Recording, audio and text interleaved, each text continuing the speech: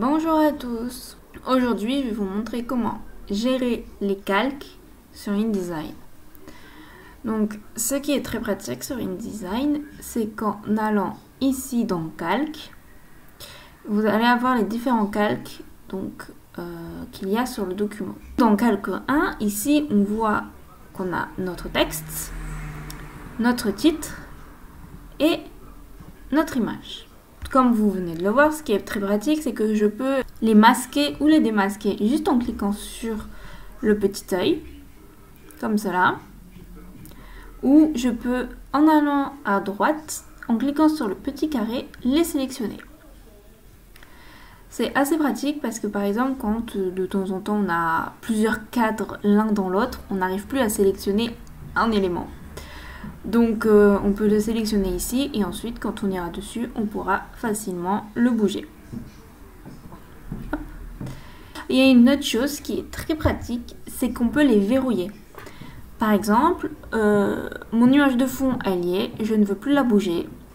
Donc je souhaite la verrouiller parce que par exemple je veux bouger les deux éléments titre et texte en même temps. Et si je les sélectionne, mon image de fond elle bouge.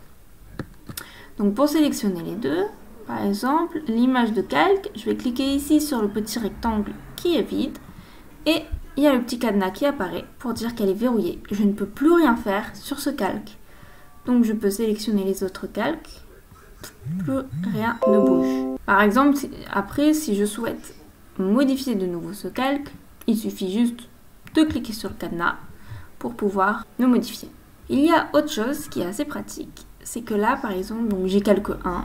Je peux créer d'autres calques. Par exemple, je peux créer un calque avec toutes mes photos. Donc, bien sûr, il est verrouillé. Je le déverrouille. Je peux le mettre dedans. Donc, à savoir que les calques ont un ordre. Ceux qui sont en haut, ce seront ceux qui seront en premier plan. En dessous, second plan. Donc, moi, je veux que mon image soit en second plan. Donc, le calque image, second plan. Hop là, on passe dessus. On le passe dessous. On va pouvoir les renommer. Donc, pour les renommer, je double-clique sur calque. J'ai cette page qui apparaît et je vais pouvoir l'appeler par exemple fond. Voilà. Donc après, par exemple, je peux rajouter d'autres images en fond et verrouiller. Donc la couleur, on peut changer sa couleur. Allez, on va le mettre en couleur soufre. Ok. Donc, ce que je conseille de faire, c'est de travailler avec les calques et ensuite pas de verrouiller une chose par une chose dans les calques, mais de déverrouiller tout le calque et de déverrouiller tous les éléments du calque, de fermer mon calque et de verrouiller ici.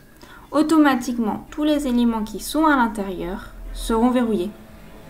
C'est plus pratique que de devoir ensuite tout déverrouiller un par un ou autre. Donc là, pareil, si je verrouille, les deux se verrouillent automatiquement. Autre option, si je rajoute des pages. Donc là, c'est une page. Je rajoute d'autres pages, forcément blanches. Je vais désélectionner mes calques, mais ils sont vides. À savoir qu'InDesign, en fait, va garder tous les calques ici, mais ils n'auront d'effet, on verra ce qu'il y a dedans, que si la page est sélectionnée. Si je vais sur une autre page, les calques sont vides. Donc, on peut les verrouiller. Bon. Du coup, ce qu'il faut faire, c'est créer un autre calque pour ici. On met, hop, on va le mettre en troisième. On peut l'appeler par exemple contenu fichier. Voilà, je peux verrouiller les autres et du coup, je travaille que sur celui-là où je peux mettre mon titre.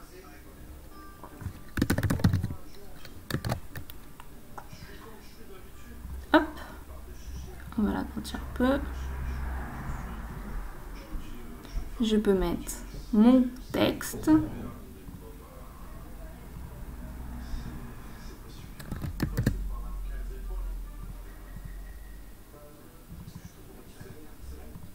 Et les éléments ne sont pas verrouillés. Ensuite, je peux verrouiller juste un élément ou le déverrouiller. Je conseille vraiment, c'est assez fastidieux, de faire ce travail de fichier à chaque fois. Un calque en fichier. c'est un peu long, mais au moins on s'y retrouve plus facilement. Si par exemple, dans un an, on reprend le document pour le mettre à jour, on retrouvera assez facilement. Autre option, le document fait qu'une seule page. Ben, assez pratique du coup. Si il fait qu'une seule page, en fait, on va regrouper les éléments vraiment comme j'ai fait au début. Fond,